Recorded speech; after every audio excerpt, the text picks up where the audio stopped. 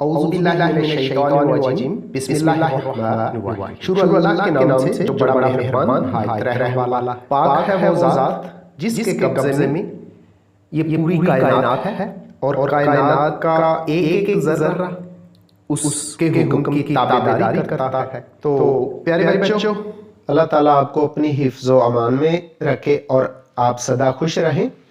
आज का lecture physics class 10 unit number 13 है, इलेक्ट्रोस्टैटिक्स। तो हम इस चैप्टर के MCQs यानी मल्टीपल चॉइस क्वेश्चंस, कसीरुल इंतखाबी सवालात करने जा रहे हैं। डियर स्टूडेंट्स, ये MCQs आपके लिए उर्दू और इंग्लिश मीडियम दोनों तरह के स्टूडेंट्स के लिए किए जाएंगे, इसलिए आप लोगों ने एंड तक इस वीडियो लेक्चर के साथ जुड़े रहना है ताकि उर्दू और इंग्लिश मीडियम दोनों तरह के MCQs आपके मुकम्मल हो जाएं और आपको समझने में किसी तरह की मुश्किल पेश ना आए। तो ये स्टूडेंट्स, आप लोगों से रिक्वेस्ट है कि प्लीज़ वो लोग जिन्होंने अभी तक मेरे चैनल को सब्सक्राइब नहीं किया तो प्लीज़ मेरे चैनल को सब्सक्राइब कर दें, ये घंटी भी खड़का दें। इसके अलावा मेरी वीडियोस को शेयर और लाइक भी किया करें। Dear students, unit number 13 electrostatics के MCQs मल्टीपल चॉइस क्वेश्चंस, जिन्हें उर्दू में कसीरुल इंतखाबी सवालात भी कहते हैं। ये शुरू करने से पहले ना कुछ बातें सुन लें इस यूनिट नंबर 13 इलेक्ट्रोस्टैटिक्स के बारे में।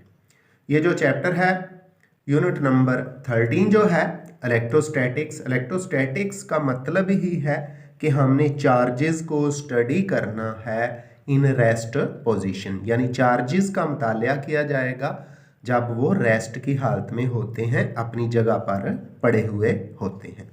तो हम बहुत अच्छी तरह जानते हैं कि चार्जेस दो तरह के हैं, पॉजिटिव चार्ज और नेगेटिव चार्ज। तो ये दोनों तरह के चार्जेस एक दूसरे पर किस तरह का असर डालते हैं, पहले वो बात बहुत अच्छी तरह समझ लें। तो बच्चों, जो चार्जेस सेम होते हैं, एक जैसे होते हैं, वो एक दूसरे को रिपेल करते हैं, दफा करते हैं, एक दूसरे को परे धकेलते हैं। जबकि जो अपोजिट चार्जेस होते हैं, मुखालिफ चार्जेस होते हैं, वो एक दूसरे को अट्रैक्ट करते हैं, एक दूसरे को अपनी तरफ खींचते हैं। तो इससे रिजल्ट ये निकला, जब भी किसी जगह पर पड़े हुए दो अपोजिट चार्जेस होंगे, यानी एक पॉजिटिव होगा और दूसरा नेगेटिव होगा, तो वो एक दूसरे को अट्रैक्ट करेंगे, एक दूसरे को अपनी तरफ खींचेंगे।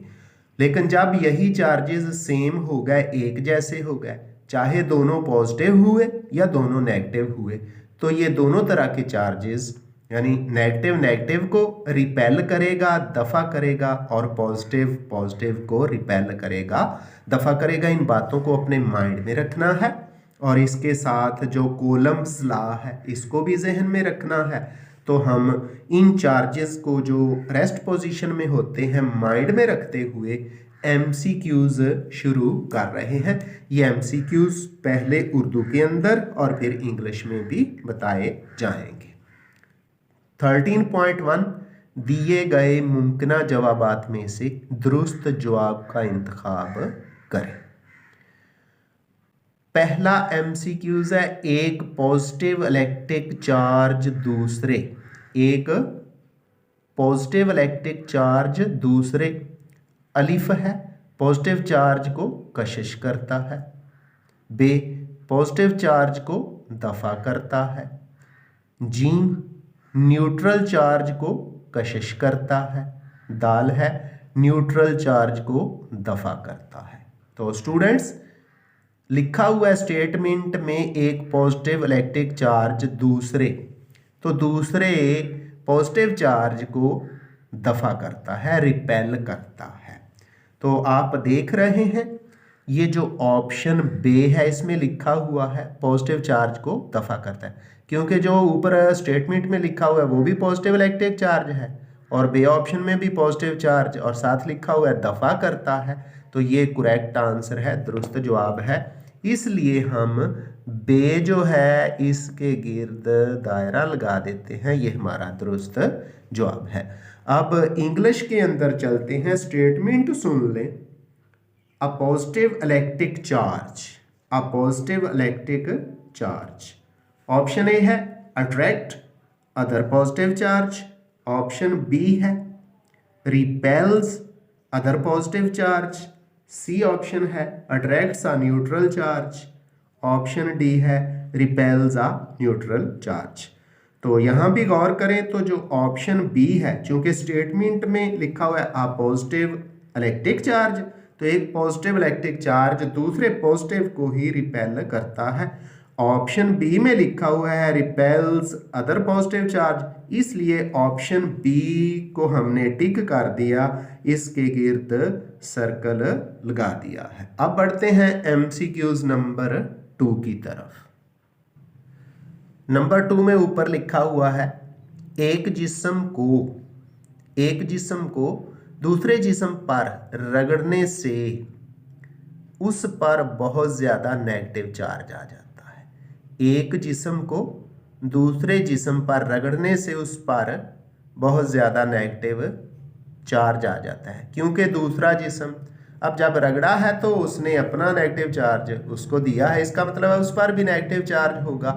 तो ऑप्शन अलिफ में लिखा हुआ है न्यूट्रल होता है, बे में नेगेटिव तौर पर चार्ज्ड, जीम में पॉजिटिव तौर पर चार्ज्ड और दाल में लिखा हुआ है ये तमाम। तो चूंकि जब इज्साम को रगड़ा गया तो जिस्म पे कौन सा चार्ज आया है, नेगेटिव चार्ज आया है, इसलिए दूसरा चार्ज जो हमने ऑप्शंस में से ढूंढना है ना वो भी नेगेटिव तौर पे चार्ज होगा। तो ऑप्शन बे में लिखा हुआ है नेगेटिव चार्ज्ड, तो हम ऑप्शन बे को सर्कल कर देते हैं, यही हमारा दुरुस्त और करेक्ट आंसर है। अब यही इंग्लिश मीडियम में भी सुन लें, an object gains excess negative charge, an object gains excess negative charge after being rubbed against an other object which becomes A neutral, B negatively charged, C positively charged, option D है either A, B or C। तो students Urdu में भी हम बता चुके, दूसरा charge होता है वो नेगेटिव चार्ज होता है, नेगेटिवली चार्जड होता है। इधर जो ऑप्शन बी है वहां लिखा हुआ है नेगेटिवली चार्ज्ड, इसलिए ऑप्शन बी को नेगेटिवली चार्ज्ड वाले ऑप्शन को हमने सर्कल कर दिया है और यही हमारा दुरुस्त जवाब है। नंबर 3 है, अच्छी तरह समझना है, लंबी स्टेटमेंट है। दो गैर चार्ज शुदा इजसाम, दो गैर चार्ज शुदा इजसाम यानी ये ऐसी बॉडीज हैं जिन पर कोई चार्ज नहीं है, ए और बी को आपस में रगड़ा जाता है, ना ए पे कोई चार्ज था ना बी पे, इनको आपस में क्या किया, रगड़ दिया। जब जिस्म बी को, दोनों को ए और बी को आपस में रगड़ा और फिर जिस्म बी को नेगेटिव तौर पर चार्ज किए गए जिस्म सी के पास ले गए, सी के पास लाया जाता है, तो दोनों इजसाम एक दूसरे को दफा करते हैं। सी पर कौन सा चार्ज है, नेगेटिव है, तो बी पे भी फिर कौन सा आया है, नेगेटिव आया है, क्योंकि एक दूसरे को रिपेल करते हैं। मिंदरजा झैल में से कौन सा जुमला जिस्म ए के बारे में दुरुस्त होगा। स्टूडेंट्स ए और बी को रगड़ा गया और फिर बी पर कौन सा चार्ज आया पता नहीं, बी को कहाँ ले गए, एक चार्ज सी के पास ले गए, सी पर कौन सा चार्ज था, नेगेटिव था, तो बी और सी ने एक दूसरे को रिपेल किया। सी पर नेगेटिव है, इसका मतलब है रगड़ने के बाद, बी को ए के साथ रगड़ने के बाद बी पर नेगेटिव चार्ज आया है। तो अब कहता है दोनों इजसाम एक दूसरे को रिपेल करते हैं, सी पे तो पहले ही नेगेटिव था, बी पर नेगेटिव आ गया, दोनों ने एक दूसरे को रिपेल किया, तो जो फिर चार्ज बी पे है, क्योंकि ए और बी को रगड़ा था, बी पे नेगेटिव आया, तो फिर ए पर बी नेगेटिव चार्ज होगा। अब ऑप्शन देख ले, अलिफ गैर चार्ज शुदा रहता है, बे पॉजिटिव तौर पर चार्ज होता है, जीम नेगेटिव तौर पर चार्ज हो जाता है, दाल इस पर चार्ज मालूम नहीं किया जा सकता। तो स्टूडेंट्स ऊपर स्टेटमेंट से हमने वाजे कर दिया कि ए पर भी नेगेटिव चार्ज आ जाता है। ऑप्शन जीम में लिखा हुआ है, इसलिए ऑप्शन जीम को हमने सर्कल कर दिया है। अब यही इंग्लिश में भी सुन लें, और बस फिर नेगेटिव तौर पे चार्ज आएगा किस पर, ए पर, उस पर हम निशान लगा देंगे। Two uncharged objects A and B are rubbed against each other when object B is placed near a negatively charged object C. The two objects repel each other. Which of the following statement is true about A? तो उर्दू के अंदर ही मैंने बहुत अच्छी तरह बता दिया और क्लियर हो चुका है कि जो ए ऑब्जेक्ट है उस पर भी नेगेटिव चार्ज आ जाएगा। तो ऑप्शन सुन लें इंग्लिश में। ए में लिखा हुआ है रिमेन्स अनचार्ज्ड, बी में लिखा हुआ है बिकम्स पॉजिटिवली चार्ज, सी में लिखा हुआ है बिकम्स नेगेटिवली चार्ज और डी में लिखा हुआ है अनप्रिडिक्टेबल। अनप्रिडिक्टेबल कोई पता नहीं कौन सा चार्ज आया, लेकिन हमने उर्दू मीडियम वाली स्टेटमेंट से आपको बहुत अच्छी तरह बता दिया है कि नेगेटिव चार्ज आया है। ऑप्शन सी में लिखा हुआ है नेगेटिवली चार्ज्ड, नेगेटिव चार्ज आ जाता है, तो ऑप्शन सी पर हम सर्कल किए देते हैं और यही करेक्ट आंसर है। नंबर 4 उर्दू में, जब आप एक प्लास्टिक की सलाख को अपने बालों में मुतअद्दिद बार रगड़ने के बाद कागज के छोटे छोटे टुकड़ों के पास लेकर जाते हैं तो कागज के टुकड़े उसकी तरफ कशिश करते हैं, तो रिजल्ट तो सामने आ गया कि जो प्लास्टिक की सलाख है जिसको बालों के साथ रगड़ा गया है उस पर एक तरह का चार्ज और कागज के टुकड़ों पर वक्ती तौर पर दूसरी तरह का चार्ज है। इसलिए उन कागज के टुकड़े किधर को खींचे चले गए हैं, प्लास्टिक रॉड की तरफ कशिश करते हैं। इस मुशाहदा से आप क्या नतीजा निकालते हैं? अलिफ, सलाख और कागज पर मुख्तलिफ किस्म का चार्ज है। जी बिल्कुल ऐसा ही होगा क्योंकि अपोजिट चार्जेस एक दूसरे को अट्रैक्ट करते हैं, तो ऑप्शन अलिफ ही दुरुस्त है। लेकिन बाकी ऑप्शन भी पढ़ लें। सलाख पर पॉजिटिव चार्ज आ जाता है। जीम, सलाख और कागज पर एक जैसा चार्ज है, ये तो हो ही नहीं सकता, वरना कागज के टुकड़े प्लास्टिक रॉड की तरफ कैसे जाते। दाल, सलाख पर नेगेटिव चार्ज आ जाता है, तो ये भी मुमकिन नहीं।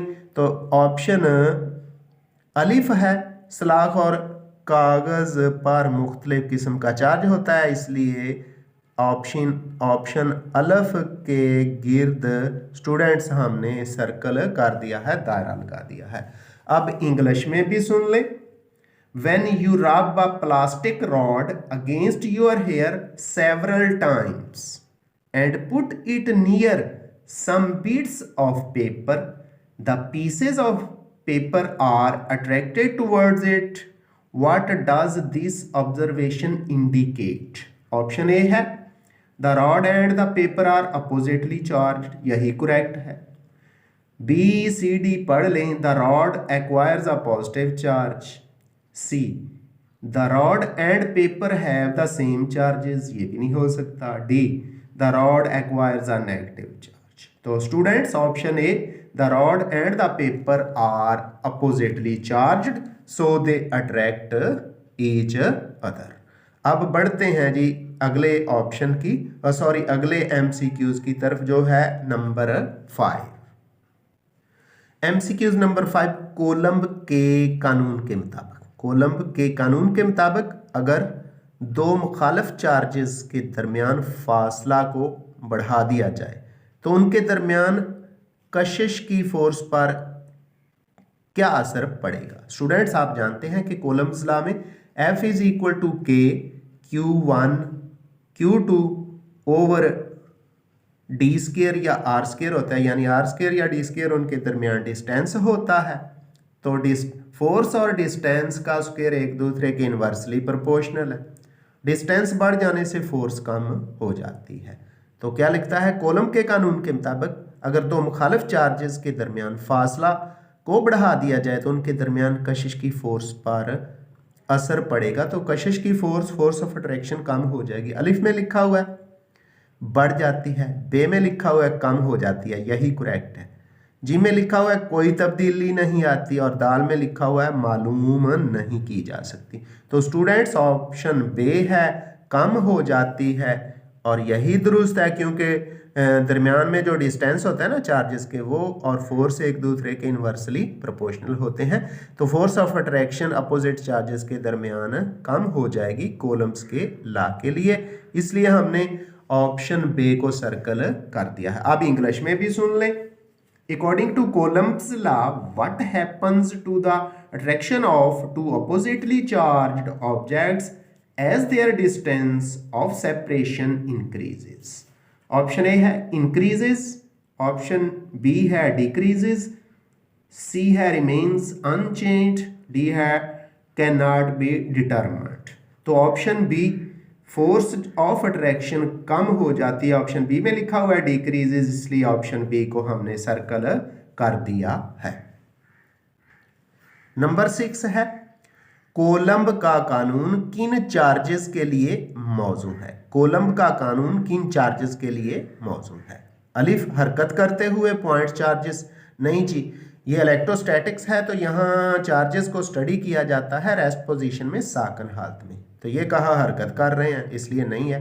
बे हरकत करते हुए बड़े साइज के चार्जेस के लिए। जीम है साकन यानी इन रेस्ट पॉइंट चार्जेस के लिए। दाल है साकन और बड़े साइज के चार्जेस के लिए। तो स्टूडेंट्स ऑप्शन जीम जो है ना साकन और पॉइंट चार्जेस, यही करेक्ट आंसर है, क्योंकि इलेक्ट्रोस्टैटिक्स का मतलब ही है चार्जेस को स्टडी करना साकन हालत में रेस्ट पोजीशन में, और कोलम का लॉ वैलिड है पॉइंट चार्जेस के लिए, इसलिए ऑप्शन जीम जो है इसको हम सर्कल किए देते हैं और यही हमारा करेक्ट आंसर है। अब इंग्लिश में भी सुन लें। The Coulomb's law is valid for the charges which are a moving and point charges, moving and non point charges, C है stationary and point charges, D है stationary and large size charges. तो option C में लिखा हुआ है stationary and point charges, इसलिए option C correct है। Option C को हमने सर्कल कर दिया। स्टूडेंट्स एमसीक्यूज नंबर 7 है एक पॉजिटिव और नेगेटिव चार्ज को इब्तदाई तौर पर 4 सेंटीमीटर के फासला पर रखा गया है। जब ये फासला 1 सेंटीमीटर हो तो इन के दरमियान फोर्स पर क्या असर पड़ेगा? स्टूडेंट्स पहले फासला 4 सेंटीमीटर था। हम जानते हैं कि कोलम्स का कानून है, लॉ है F इज इक्वल टू के Q1 Q2 ओवर R का स्क्वायर। तो पहले फासला 4 सेंटीमीटर था, 4 का स्क्वायर 16। अब फोर्स और डिस्टेंस इनवर्सली प्रोपोर्शनल होते हैं। अब ये फासला कम होके रह गया 1, यानी फासला 4 गुना कम हो गया। तो जब 4 का स्क्वायर लिया तो 16, अब 1 का स्क्वायर लेंगे तो 1, तो 4 का स्क्वायर 16, यानी फोर्स पहले से करीब आ गए, 1 सेंटीमीटर के फासले पर आ गए हैं चार्जेस, तो 16 गुना फोर्स ज़्यादा हो जाएगी। ऑप्शन देखें, पहले से 4 गुना कम होगी, कम तो होनी नहीं, बढ़नी है, क्योंकि जो चार्जेस हैं एक दूसरे के करीब आ गए हैं। पहले 4 सेंटीमीटर के फासले पर थे और अब 1 सेंटीमीटर के फासले, पहले से 4 गुना ज़्यादा होगी। 4 का स्क्वायर लेना है, वो 4 नहीं बनता, पहले से 8 गुना ज़्यादा होगी। दाल में लिखा हुआ है पहले से 16 गुना ज़्यादा होगी, तो ये करेक्ट आंसर है, क्योंकि जब 4 का स्क्वायर लेते हैं तो वो 16 बनता है।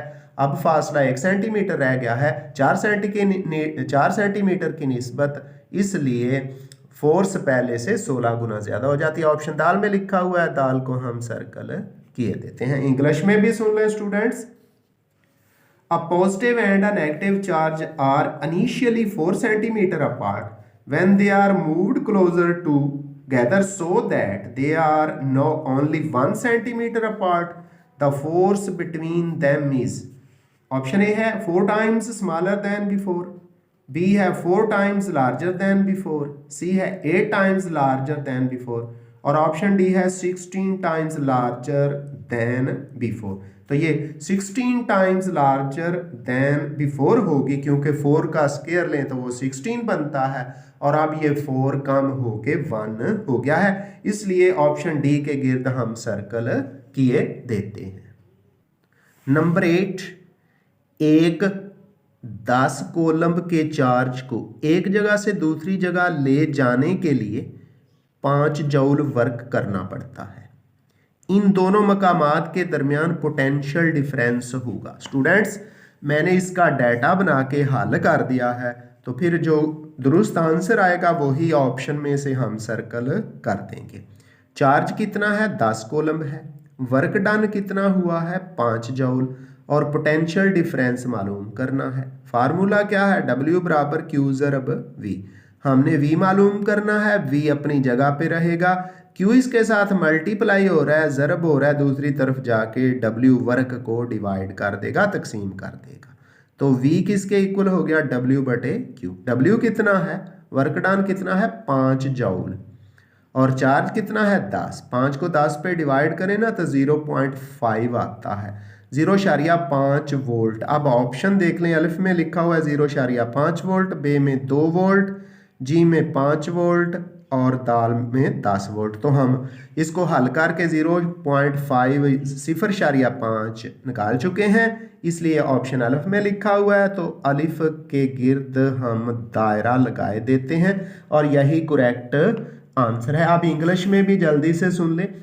5 joule of work is needed to shift a 10 coulomb charge from one place to another place. The potential difference between the places is A 0.5 volt, B 2 volt, C 5 volt, D 10 volt। तो अभी अभी हमने calculation की है, तो उस calculation से ये आया है 0.5 वोल्ट, जो कि ऑप्शन ए में लिखा हुआ है, इसलिए ऑप्शन ए को हम सर्कल किए देते हैं, टिक लगा देते हैं और यही दुरुस्त और करेक्ट आंसर है। MCQs number 9। 2 छोटे चार्ज्ड स्फीयर्स को 2 मिलीमीटर के फासले पर रखा गया है। 2 छोटे चार्ज्ड स्फीयर्स को, स्फीयर्स गोले होते हैं, 2 मिलीमीटर के फासले पर रखा गया है। मंदरजा झैल में से किस इंतखाब के लिए सबसे ज्यादा कशिश की फोर्स होगी? तो अलिफ है 1 Q जमा का 4 Q, बे में है -1 Q और -4 Q, जी में है +2 Q और +2 Q। तो ये अलिफ ऑप्शन में तो अट्रैक्शन कशिश होनी नहीं, बे में भी नहीं होनी, क्योंकि सेम चार्जेस हैं, एक जैसे चार्जेस हैं। आपको पहले बताया जा चुका है कि एक जैसे चार्जेस एक दूसरे को दफा करते हैं, कशिश नहीं करते। अलिफ में सेम चार्जेस हैं, कशिश नहीं होगी। बे में सेम चार्जेस हैं, कशिश नहीं होगी। जी में भी सेम चार्जेस हैं, कशिश नहीं होगी। तो दाल में नज़र आ रहा है आपको काला काला, यानी 2 + 2Q और -2Q, ये अपोजिट चार्जेस हैं, ये एक दूसरे को अट्रैक्ट करेंगे, कशिश करेंगे। तो ऑप्शन दाल को हम सर्कल किए देते हैं। इंग्लिश में भी सुन लें।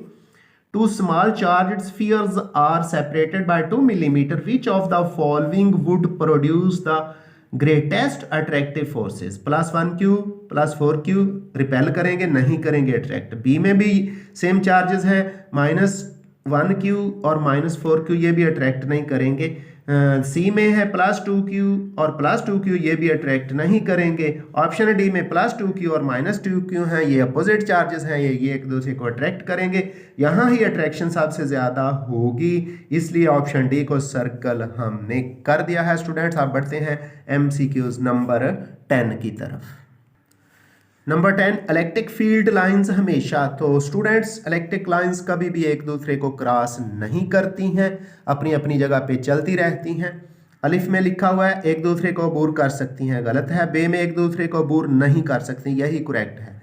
जीम ज़्यादा फील्ड वाले इलाके में एक दूसरे को अबूर करती हैं, यह भी गलत है। दाल कम फील्ड वाले इलाके में एक दूसरे को अबूर करती हैं। तो रिजल्ट स्टूडेंट्स ये है कि इलेक्ट्रिक फील्ड लाइंस कभी भी एक दूसरे को क्रॉस नहीं करती, अबूर नहीं करती। ऑप्शन बे में लिखा हुआ है एक दूसरे को अबूर नहीं कर सकती, इसलिए हमने बे ऑप्शन को सर्कल कर दिया है। अब इंग्लिश का भी सुन ले। Electric field lines, option A है always cross each other, B never cross each other, C cross each other in the region of strong field, D है cross each other in the region of weak field. तो never cross each other option B में लिखा हुआ है, इसलिए हमने option B को circle कर दिया और यही करेक्ट आंसर है। डियर स्टूडेंट्स, आज के लेक्चर का लास्ट आखिरी एमसीक्यूज है, नंबर 11 है, 11 नंबर है। कैपेसिटेंस की तारीफ इस तरह की जाती है, कैपेसिटेंस की तारीफ इस तरह की जाती है। तो ऑप्शन की तरफ जाने से पहले फार्मूला देखें और हल कर दिया। कैपेसिटर की कैपेसिटेंस का फार्मूला बराबर होता है Q बराबर है CV। Q चार्ज होता है, C कैपेसिटेंस है और V पोटेंशियल डिफरेंस है। हमने C को अलहदा करना है, कैपेसिटेंस मालूम करनी है। C अपनी जगह पे रहेगा, V दूसरी तरफ जाके Q को डिवाइड कर देगा। इस तरह कैपेसिटेंस बराबर हो जाती है Q बटे V। तो ढूंढते हैं ऊपर जी, ऑप्शन ए में VC लिखा हुआ है, ऑप्शन बी में लिखा हुआ है Q बटे V, यही दुरुस्त है। जी में लिखा हुआ है QV, दाल में लिखा हुआ है V बटे Q। तो गलती से जल्दी से V बटे Q ना कर देना, आपको हल करके दे दिया है, Q बटे V है। ऑप्शन बे में लिखा हुआ है डियर स्टूडेंट्स, इसलिए ऑप्शन बी हमारा करेक्ट आंसर है। बे करेक्ट आंसर है, बे को हमने सर्कल कर दिया। अब इंग्लिश में भी सुन लें जी, इंग्लिश में लिखा हुआ है जी, capacitance is defined as, A VC लिखा हुआ है, बी Q ओवर V लिखा हुआ है, C QV लिखा हुआ है, डी में लिखा हुआ है V ओवर Q। तो हमने अभी अभी हल करके देखा फार्मूले को, तो Q ओवर V आता है स्टूडेंट्स, इसलिए हमने Q ओवर V जो कि ऑप्शन बी में लिखा हुआ है, बी को सर्कल कर दिया, यही हमारा करेक्ट आंसर है। स्टूडेंट्स, आपसे आइंदा मुलाकात होगी एक नए लेक्चर के साथ। मुझे मोहम्मद अब्बास को अपनी दुआ में याद रखिएगा। अल्लाह हाफिज।